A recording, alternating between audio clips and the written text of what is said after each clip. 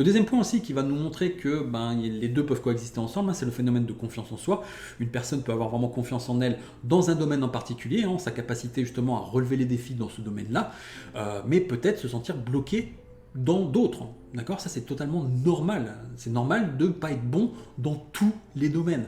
Les deux peuvent vraiment coexister et c'est aussi humain. C'est aussi humain d'avoir ce genre de raisonnement de temps en temps. Ce qui va aussi beaucoup conditionner le fait que vous ayez un mindset fixe ou un mindset évolutif, c'est aussi l'environnement dans lequel vous avez grandi. Malheureusement, la réaction des gens qui vous entourent, de vos proches, va aussi beaucoup conditionner tout ça, la perception que vous avez de vous-même par rapport au retour qu'ils font de vos actions, de vos compétences, etc. J'ai envie de dire même notamment les parents, d'accord, qui vont vous féliciter par exemple dans des domaines et peut-être un peu vous taper sur les doigts dans d'autres en vous en vous montrant grosso modo que vous n'êtes pas bon. Donc là encore une fois plus, vous êtes peut-être dans une grande confiance dans votre capacité de gérer certaines situations et dans d'autres situations, celles justement où vous êtes fait taper sur les doigts.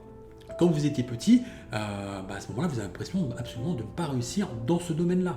Donc ça va forcément beaucoup conditionner vos perceptions, et encore plus quand vous êtes petit. Et tant que vous n'avez pas un petit peu revisité tous ces mécanismes qui se sont construits durant votre enfance, que vous n'avez pas, j'ai envie de dire, soigné votre enfant intérieur, ça peut continuer à poser des problèmes et vous pouvez garder un peu ces perceptions. Au poker, vous pouvez aussi faire coexister ces deux mindsets, le mindset fixe et mindset évolutif.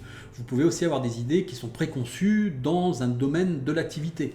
Par exemple, dans le domaine technique, comme je vous parlais tout à l'heure, avec la personne par exemple qui n'est pas bonne en mathématiques, si vous n'êtes pas bon en mathématiques, vous n'aurez pas forcément envie de faire le travail technique sur les cotes financières, sur les cotes, sur les outs, sur l'équité, etc., etc. Par contre, vous travaillez peut-être un peu plus sur les ranges.